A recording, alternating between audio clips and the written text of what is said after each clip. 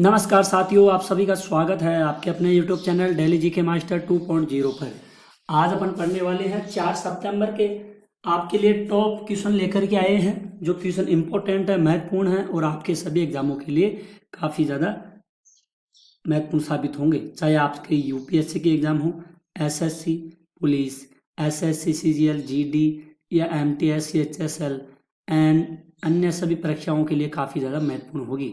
4 सितंबर की है और डेली अपडेट्स क्वेश्चन है। आप लोग वीडियो के लास्ट तक बने रहना और हमारे साथ साथ सभी क्वेश्चनों को सॉल्व कर लेना, क्योंकि क्वेश्चन इम्पोर्टेंट है और काफ़ी ज़्यादा महत्वपूर्ण भी है। आप लोगों के लिए टेलीग्राम का लिंक डिस्क्रिप्शन में होगा, ज्वाइन कर लेना और चैनल को सब्सक्राइबर जरूर कीजिए। शुरू करते हैं बिना किसी देरी से पहले क्वेश्चन से। पहला क्वेश्चन है, हाल ही में खबरों में रहा है, ई श्रम पोर्टल किस मंत्रालय द्वारा लॉन्च किया गया है? तो साथियों, ई श्रम पोर्टल है, ये कौन से मंत्रालय के द्वारा लॉन्च किया गया है? इसका अगर आप लोगों को आंसर पता है तो आप लोग कमेंट में इसका आंसर दे सकते हैं और आप लोग वीडियो के लास्ट तक बने रहना। ई श्रम पोर्टल ये कौन से मंत्रालय के द्वारा लॉन्च किया गया है? ये किया गया है श्रम और रोजगार मंत्रालय के द्वारा इसको लॉन्च किया गया है। इसका बी राइट आंसर हो जाएगा। ध्यान में रखिएगा, ई श्रम कार्ड बनाने के लिए या ई श्रम पोर्टल लॉन्च किया गया है श्रम रोजगार मंत्रालय के द्वारा। इसका बी राइट आंसर हो जाएगा। आइए बढ़ते हैं, इसके इंपॉर्टेंट पॉइंट है, इनको देखते हैं। श्रम एवं रोजगार मंत्रालय ने 26 अगस्त 2021 को ई श्रम पोर्टल लॉन्च किया। मात्र 3 वर्षों में 30 करोड़ से अधिक असंगठित श्रमिकों ने ई श्रम पर पंजीकरण कराया, जो तेजी से अपनाया गया।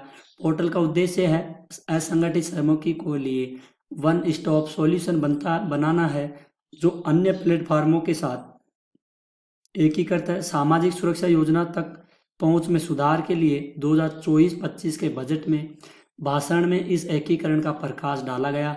इस श्रम असंगठित श्रमिकों के लिए PMJJBY या PMSBY, ABPMJAY और अन्य जैसी योजनाओं तक पहुंचने में मदद करेगा। सेवा पहुंच को बढ़ाने के लिए स्किल इंडिया डिजिटल हब के 2 तरफा एकीकरण भी चल रहा है। ये जितने भी इम्पोर्टेंट पॉइंट है इनको आप लोग जरूर नोट कर लेना, क्योंकि ये इम्पोर्टेंट पॉइंट है और यहीं से क्वेश्चन बनते हैं और यहीं से पूछ लिया जाता है। ध्यान में रखिएगा, महत्वपूर्ण क्वेश्चन है काफी ज्यादा। अगला क्वेश्चन है, नीतीश कुमार ने 2024 पेरिस ओलंपिक में किस स्पर्धा में स्वर्ण पदक जीता है? बात किसकी हो रही है? ये है नीतीश कुमार। ठीक है, आप लोग चित्र के माध्यम से भी क्वेश्चन को समझ सकते हो। ठीक है, ये नीतीश कुमार है। इन्होंने 2024 में पेरिस पैरालंपिक स्पर्धा में इन्होंने बैडमिंटन में स्वर्ण पदक जीता है। कौन सा पदक जीता है? इन्होंने स्वर्ण पदक जीता गया है। ध्यान में रखना, इसका ई राइट आंसर हो जाएगा और ये इम्पोर्टेंट क्वेश्चन है आप लोगों के लिए, इनको आप लोग जरूर ध्यान में रखिएगा। ठीक है, आइए बढ़ते हैं इसके इम्पोर्टेंट पॉइंट की तरफ। नीतीश कुमार ने 2024 पेरिस पैरालंपिक में पुरुष एकल बैडमिंटन SL3 वर्ग में भारत के लिए दूसरा स्वर्ण पदक जीता।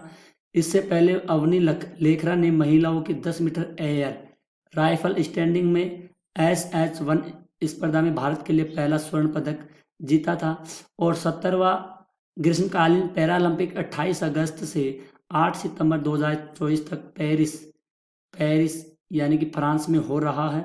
29 वर्षीय दुनिया के नंबर 1 खिलाड़ी नीतीश ने एक करीबी मुकाबले में ग्रेट ब्रिटेन के डेनियल बेथेल को 21-14 से 18-21 से और 23-21 से हराया। नीतीश ने 2009 में एक ट्रेन दुर्घटना में अपना पैर खो दिया था और SL3 वर्ग में बैडमिंटन खेलने के लिए प्रमोद भगत से प्रेरित हुए हैं।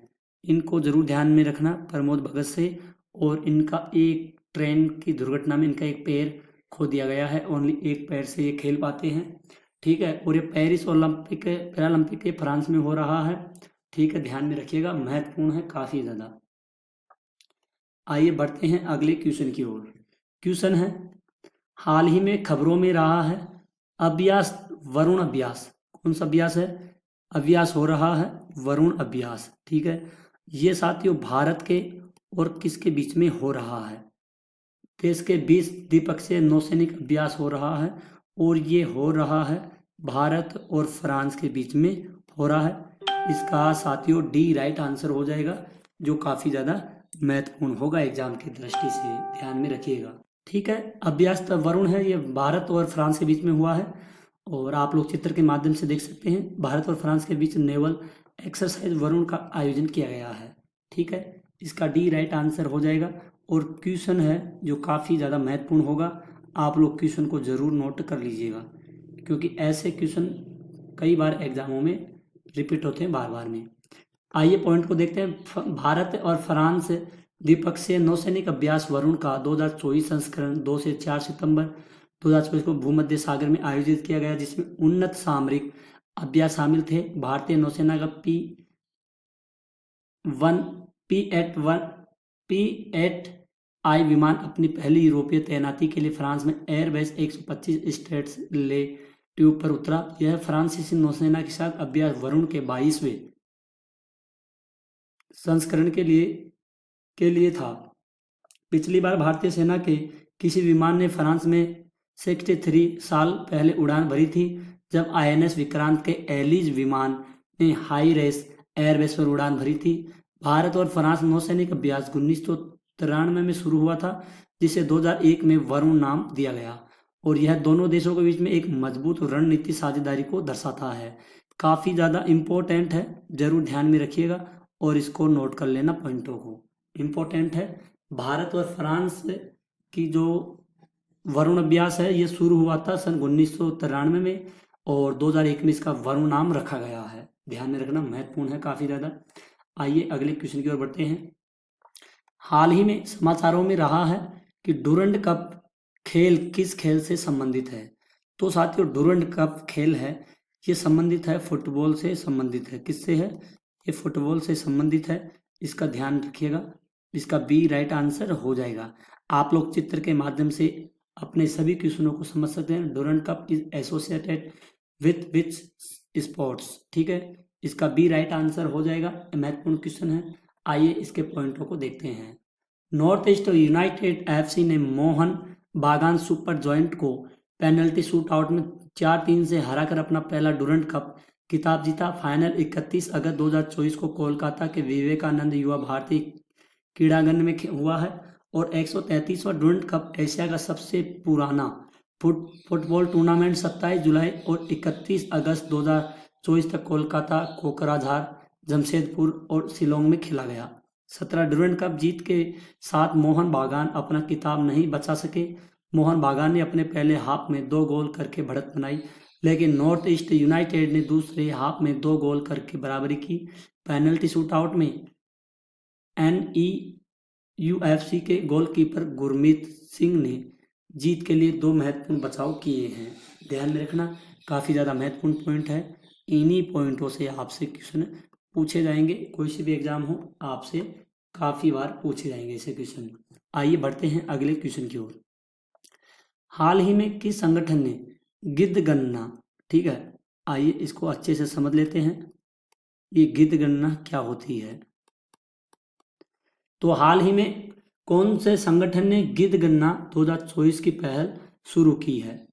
ठीक है, तो ये गिद्ध होते हैं, ये उड़ने वाला पक्षी है गिद्ध, ठीक है, इनकी गणना शुरू की गई है गिद्ध गणना 2024 में और यह पहल शुरू की गई है।